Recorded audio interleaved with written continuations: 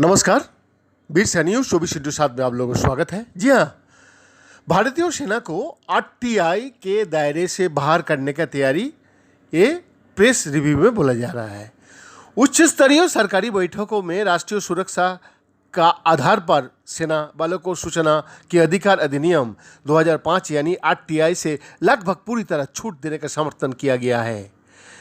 ये खबर अंग्रेजी बिजनेस अखबार इकोनॉमिक टाइम्स में छपी है। अखबार के मुताबिक हाल में हुई एक बैठक में सेना का अलावा साइबर सुरक्षा खतरे से निपटने वाली नोडल एजेंसी, राष्ट्रीय एजेंसी, भारतीय कंप्यूटर इमरजेंसी रिस्पॉन्स टीम यानी CIRT इन GST कर चोरी एनालिटिक्स विंग और directorate general of analytics and risk management यानी DGARM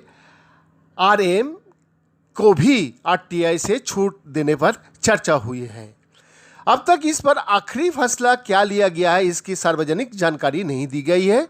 कार्मिक और प्रशिक्षण विभाग इस छूट की व्यवस्था के तौर तरीके को अंतिम रूप देगा और इसमें जुड़ी एक अधिसूचना जल्द ही जारी किए जाने का संभावना भी है।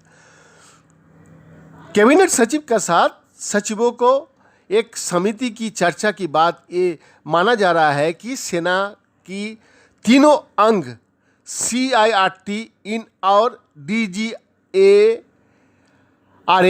को आरटीआई अधिनियम 2005 की दूसरी अनुसूची में शामिल किए जाने की भी संभावना है।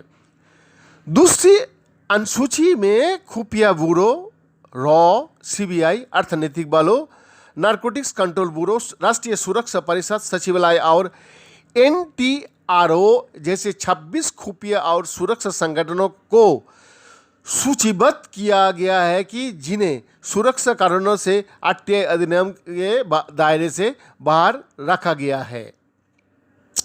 केंद्र सरकार के पास आरटीआई की दूसरी सूची में समय समय पर बदलाव करने की शक्ति है।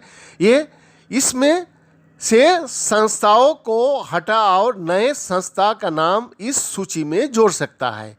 आरटीआई के दायरे से बाहर रखने के लिए सबसे मजबूत दलील सेना की ओर से दी गई है। ईटी की रिपोर्ट के मुताबिक जुलाई 2021 में तत्कालीन chief of defence staff Bipin Rawat की अध्यक्षता में कहा गया था कि सेना को आरटीआई अधिनियम 2005 की दूसरी अनुसूची में शामिल किया जाना चाहिए।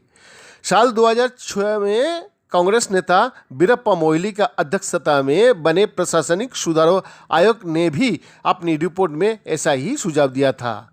उस वक्त आरटीआई कार्यकर्ता ने इस सुझाव को कड़ा विरोध किया था क्योंकि उनका मानना था कि पहले ही सेना के कई चीज़ों को आरटीआई के दायरे से बाहर रखा गया है और बतौर संस्था इस पूरी तरह आरटीआई के दायरे से बाहर कर देना ठीक नहीं होगा। इस साल की शुरुआत में इस मामले पर चर्चा के लिए एक बार फिर सचिव स्तर का आयोग गठित किया गया।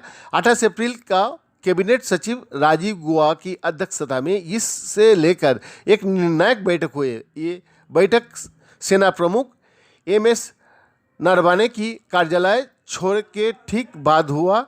माना जाता है कि सशस्त्र बलों ने ऐसे उदाहरण का हवाला दिया गया जहां विभिन्न सेना बेस एजेंसियां में एक साथ आरटीआई आवेदन दायर किए गए थे और खुफिया जानकारी जुटाने की कोशिश की जा रही थी। अंग्रेजी अखबार इंडियन एक्सप्रेस की रिपोर्ट के मुताबिक मध्य प्रदेश के राजगढ़ जिले की जीरापुर शहर में शुक्रवार को कम से कम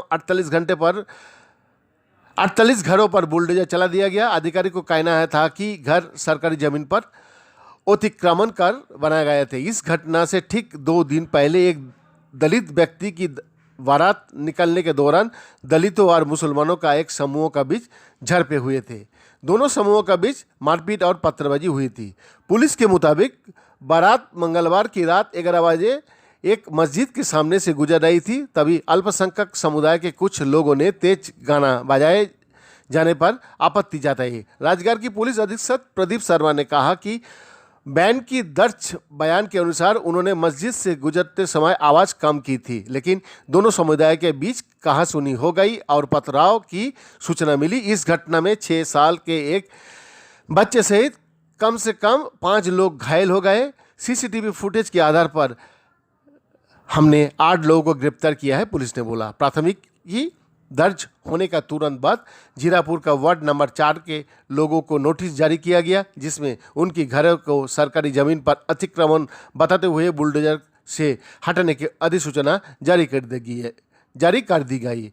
अधिकारियों के अनुसार गुरुवार सुबह जिला अधिकारी को एक टीम ने जीरापुर में 18 घरों पर बुलडोजर चलाकर पूरी तरह ध्वस्त कर दिया गया और अन्य 30 घरों पर आंशिक रूप से बुलडोजर चलाया गए। जीरापुर का तहसीलदार AR चिरमन ने कहा कुल 48 घरों को ध्वस्त कर दिया गया, जिनमें से 18 लोगों का नाम इस FIR में भी शामिल है।